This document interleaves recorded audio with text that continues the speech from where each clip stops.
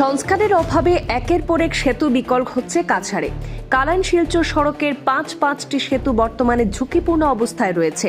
আতঙ্কে সাধারণ যাত্রী এবং যানবাহন চালকরা।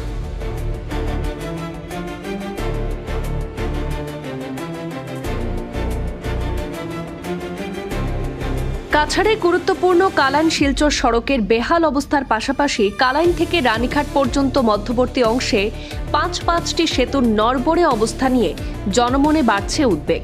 বিগত কয়েক বছর ধরে সংস্কার কাজ না করায় একের পর এক সেতু বিকল হচ্ছে।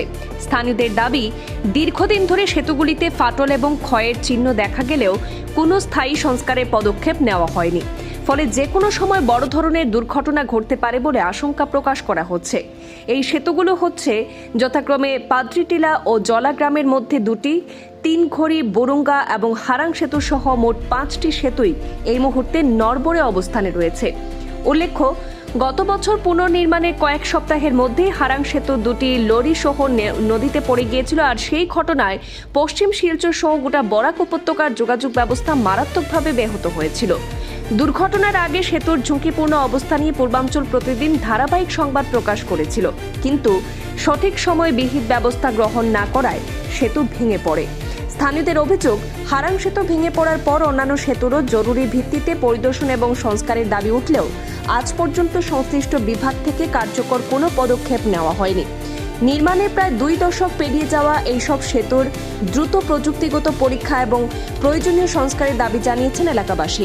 তাদের বক্তব্য, বড় দুর্ঘটনা ঘটার আগেই প্রশাসনের জরুরি হস্তক্ষেপ প্রয়োজন। তা না হলে কালাইন গোমরা সেতুর মতো বাদবাকি সেতুগুলো ভেঙে পড়ার আশঙ্কায় রয়েছে।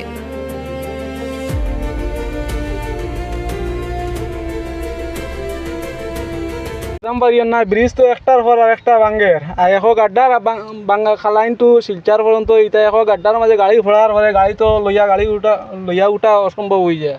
কারণ আমরা চলতাম কোন ধরনের চলার কোনো লাইন নাই। কালাইন থেকে গুমরা পর্যন্ত ব্রিজ একটা ওলা না, সব ব্রিজ খারাপ। এখন ব্রিজ এটা মেরামত না করলে তো ব্রিজটা ভাঙ্গা হয়ে যাবে। এখন অতিরিক্ত ব্রিজের রাস্তার গাড্ডা গুণ ভরার লাগে, ব্রিজের কাজ গুণ করার লাগে অনুরোধ জানাইয়া।